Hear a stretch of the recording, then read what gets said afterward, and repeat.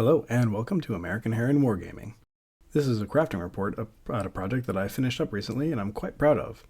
My illuminated version of Uthar the Destined for my Leagues of Votann army for Warhammer 40k. Instead of just painting his Blade of the Ancestors with just some nice object source lighting, I had this crazy idea about how to actually have it light up. Since sharing the photos of the finished product, I've gotten a lot of questions about how I pulled this off, and fortunately, I documented most of the process while going through it. So now, it's time to share.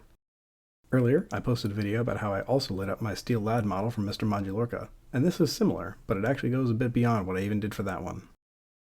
The first step was simply to not assemble the model entirely at the start. After removing the sword arm from the sprue, I began prepping a new mold. I'm using blue stuff, which is a fantastic thermoplastic that becomes very malleable when it's warm, but relatively solid when it's at room temperature. I heated some up, pressed it into the mold form, and then pushed the sword arm into it before chilling it in the refrigerator. Once the bottom half was thoroughly chilled, I heated another batch of the blue stuff and made the top part of the mold. I wanted the bottom to be chilled so that it wouldn't stick too much to the top half. I needed them to be separate. I used the end of a paintbrush to make a nice little inlet to pour resin into. The next step was to mix up a batch of 2-part clear resin and pour it into the mold. Before that though, I placed a small SMD light in the mold so that the liquid resin would encase it. It took a few iterations to get this correct, but in the end what worked best was to pour some liquid resin into the mold, then place the SMD, pour more resin over it, and then put the top half of the mold on and top off the resin using the inlet. Here we can see one of the failed casts. The SMD got pushed too far back into the arm.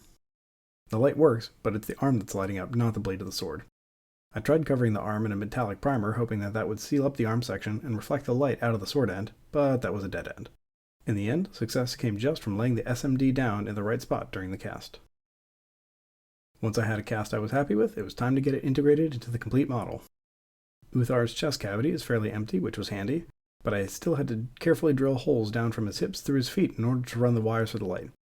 It would have been nice to only have to drill one hole, but with how thin his ankles are, I didn't want to go with a wider channel.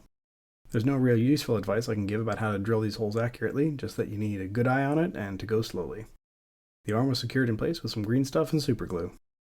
Testing, meticulous testing after every step. I was super paranoid that I was somehow going to break the wires and render this whole thing completely moot, but so far so good. Then, in a very clear draw the rest of the owl step, I painted Uthar up. He was painted separately from his base, as that needed some work as well. One of the things I had to add was an extension onto the bottom of the base because there isn't quite enough room for the battery underneath with just a normal 40mm base. But here are the leads, just poking nicely through the bottom. I designed, modeled, and printed a housing for the battery to sit in. There are recesses for magnets to sit in to hold it closed tightly, and gaps to let the leads through. In order to get really good contact with the battery, I took a brass document clip, clipped the ends off, and slotted those onto the leads. Then I superglued those in place. With all that in place and working, it was just a simple matter of finishing off the base and then calling it done. Overall, I'm really happy with how this little project turned out. The only thing I think I would want to improve on is adding a switch somewhere. Right now, the only way to turn the light on or off is by putting the battery in or taking it out. It would be nice to be able to leave it in there, but be able to switch the light off to preserve the battery. I don't think I'll be doing another Uthar like this, but I'm sure I'll find something else to experiment with next time. That's it for now. I hope this inspires you to try out something cool for your next project. Take care.